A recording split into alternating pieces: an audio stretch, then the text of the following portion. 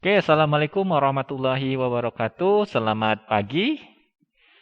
Bertemu lagi dengan saya, Julian Fikri. Pada kesempatan kali ini, kita akan membahas mengenai balok di atas dua tumpuan dengan beban merata atau distributed load.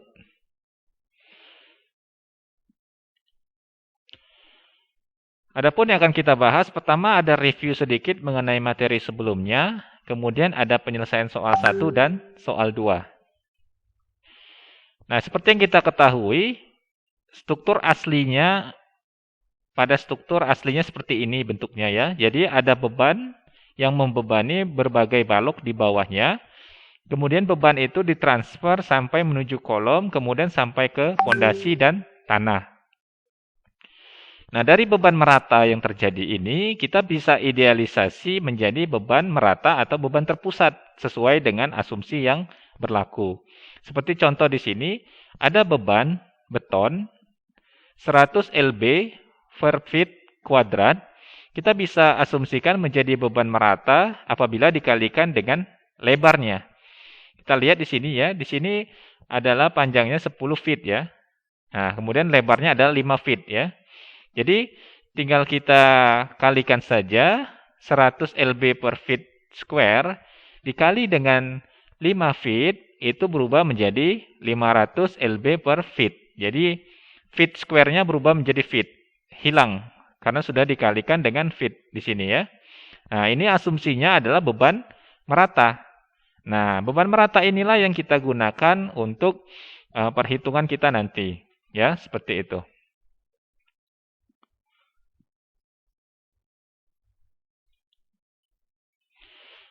Nah, beberapa jenis beban bisa juga diasumsikan seperti ini. Dia bisa berupa beban segitiga.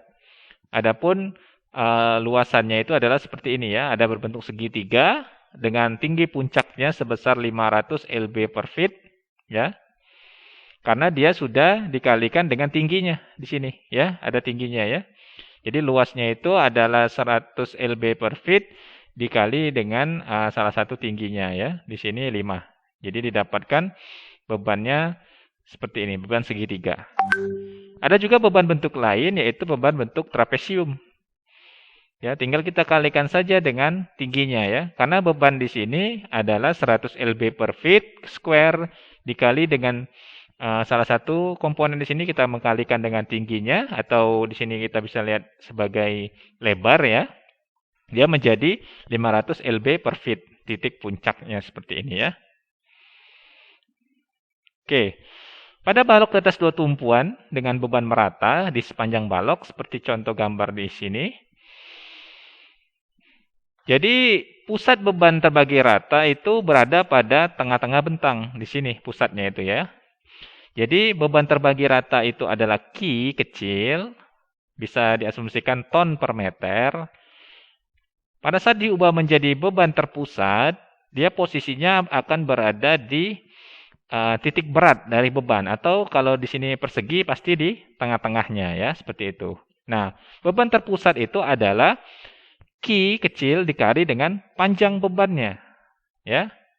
Jadi misalkan di sini ada panjangnya L, Q kecil dikali dengan L itu adalah Q besar.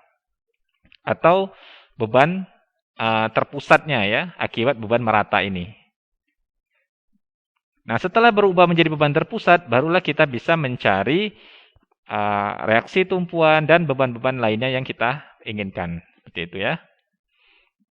Nah, seperti ini cara mengasumsikannya. Dari beban merata, Q kecil, kita transfer berubah menjadi Q besar.